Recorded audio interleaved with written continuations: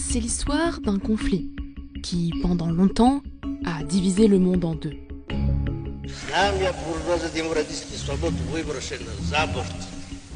What is the great issue between the free world and the communist world?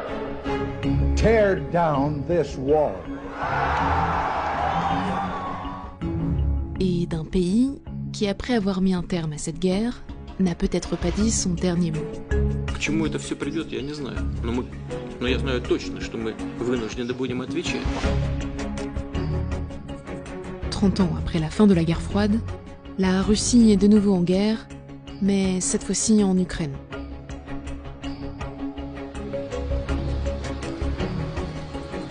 Entre 2014 et 2019, au moins 13 000 personnes sont mortes dans l'est du pays. Et la Crimée n'est plus ukrainienne, mais russe. Depuis la fin de la guerre froide, le fossé entre la Russie et l'Occident n'avait jamais été aussi grand. La question est, comment en est-on arrivé là ?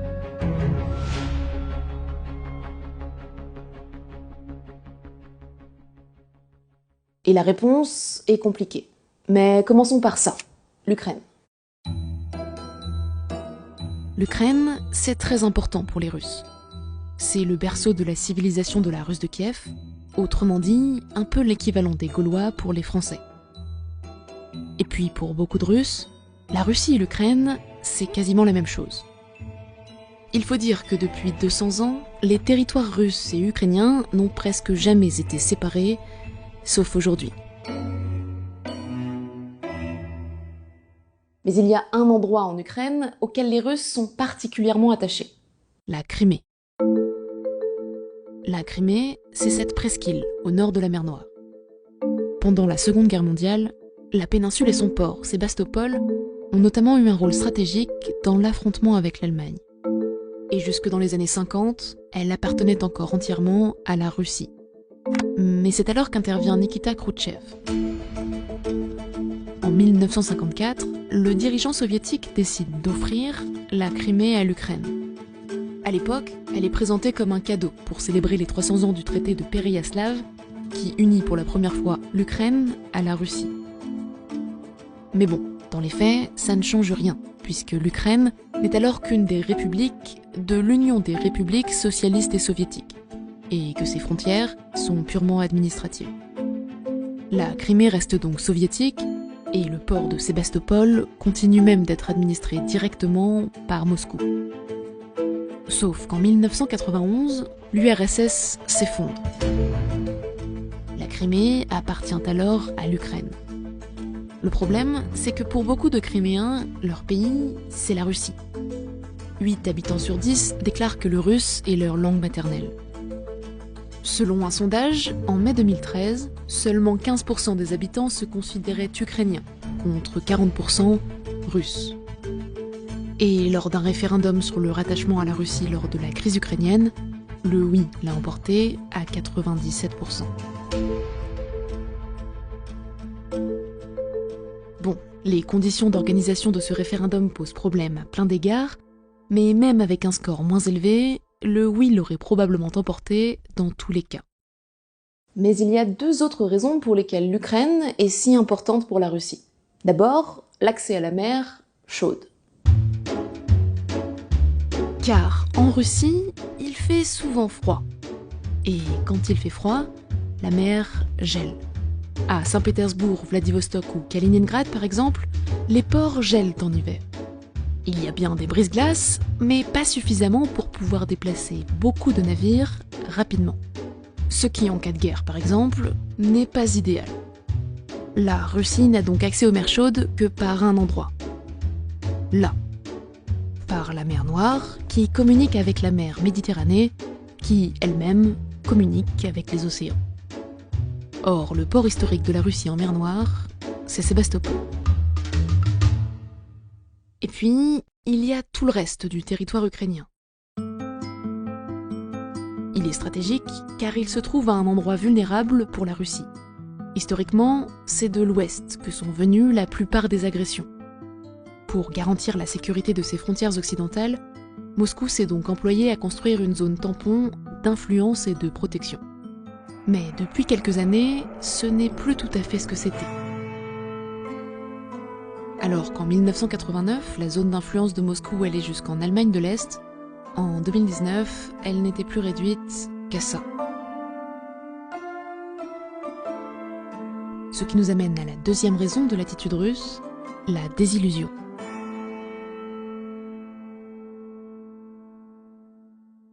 Bien, revenons un peu en arrière. Pendant la seconde moitié du XXe siècle, la Russie, qui est alors l'URSS, c'est ça. Climax came in Moscow's Red Square, where the vast might of the Soviet Union paraded for the November anniversary of the revolution of 1917. All Russia's just wild about Yuri Gagarin, first man to conquer space. Truman's dramatic announcement that Russia has created an atomic explosion. En dehors des États-Unis, il n'y a tout simplement pas de pays plus puissant au monde. Et puis, Dissident told the crowds in Wenceslas Square today, "We will never return to the old system of totalitarian rule." A historic moment tonight. The Berlin Wall can no longer contain the East German people. Я прекращаю свою деятельность на посту президента СССР. Le 25 décembre 1991, l'URSS prend officiellement fin. Mais c'est aussi la fin de 45 années pendant lesquelles le monde a été séparé en deux. Et l'occasion ou jamais de reconstruire un monde plus uni. Dès la fin des années 80, le réformateur russe Mikhail Gorbatchev appelle à bâtir une maison commune européenne. Quelques années plus tard, le secrétaire d'État américain James Baker parle de fonder un système de sécurité incluant les États-Unis, l'Europe et la Russie. Une alliance qui unirait le monde de Vancouver à Vladivostok.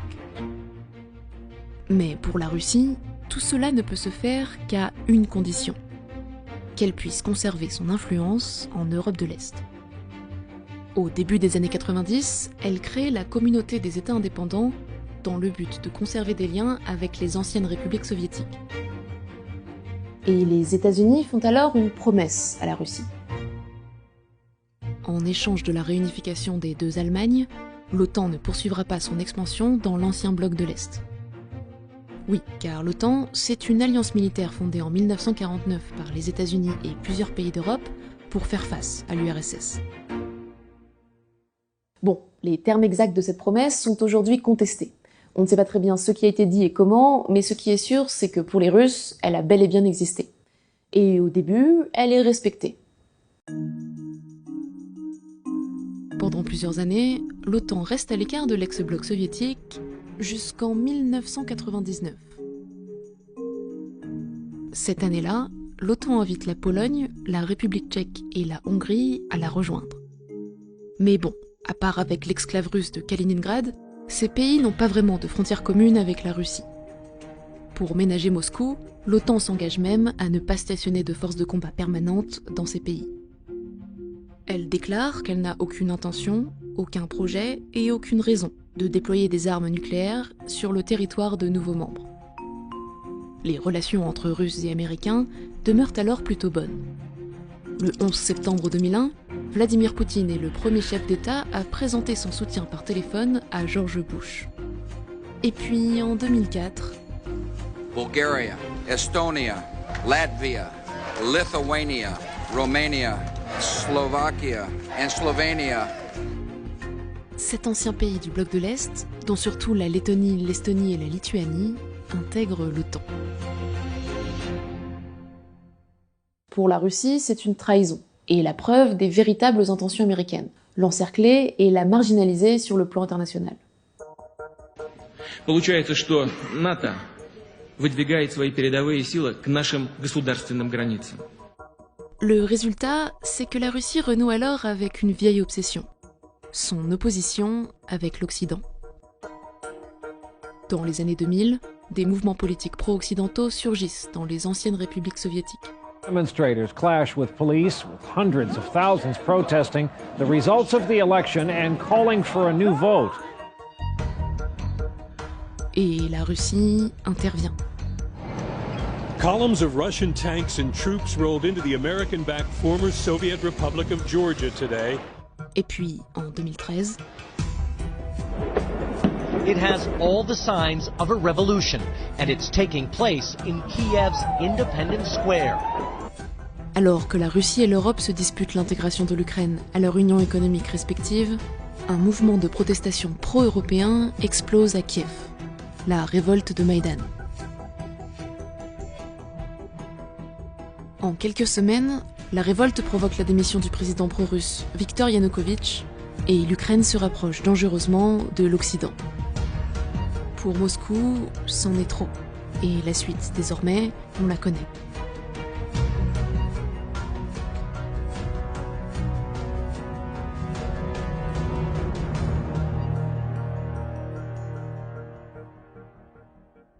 Et depuis, d'un côté comme de l'autre, les intentions pacifiques de la fin de la guerre froide sont de plus en plus lointaines.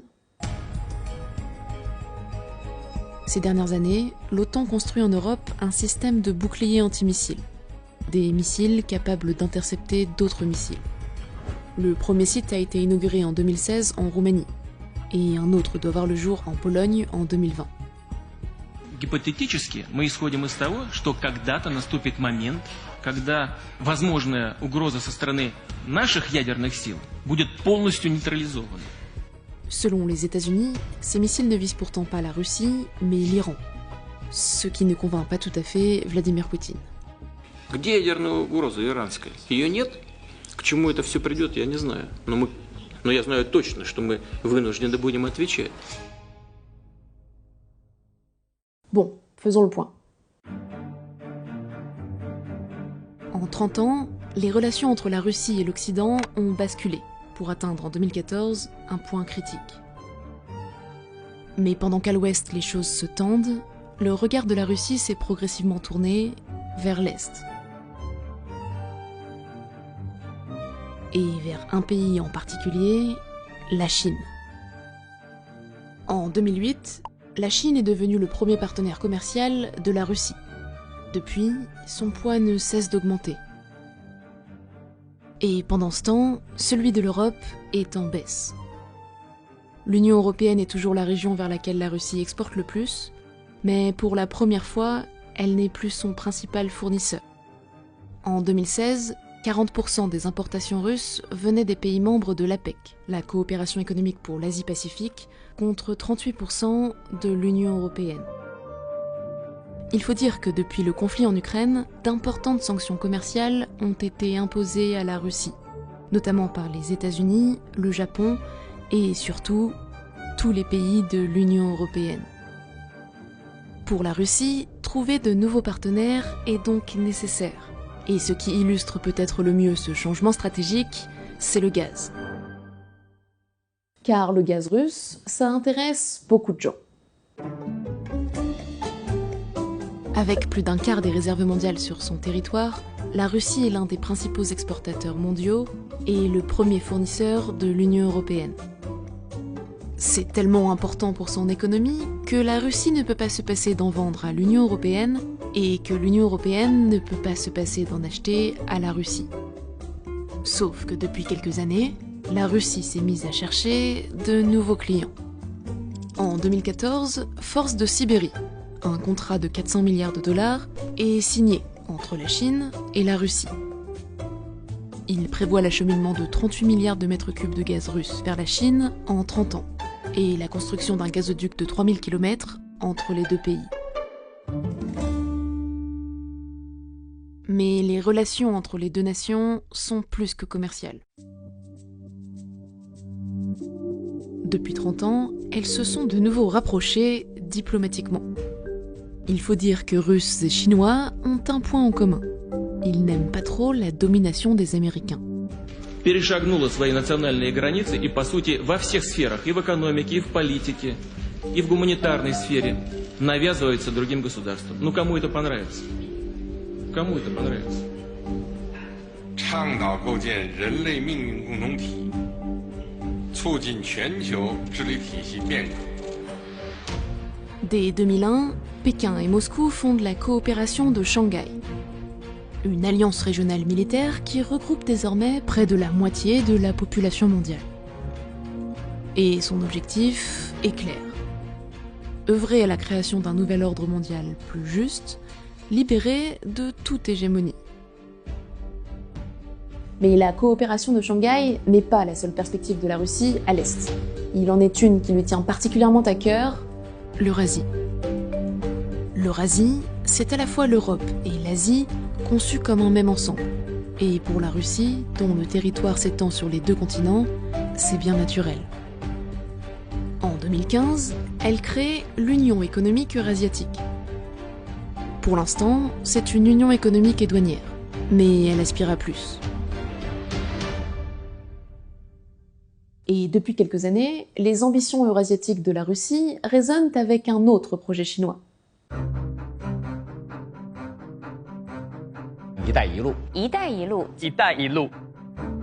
Les nouvelles routes de la soie, c'est un projet qui consiste à relier la Chine à l'Europe occidentale par des routes commerciales et à financer des infrastructures sur les points stratégiques de ces routes. Or, entre la Chine et l'Europe, il y a l'Union économique eurasiatique. En 2015, un accord a été signé pour coordonner les deux projets. Pour la Chine, c'est la garantie que la sécurité de cette route sera assurée par la Russie.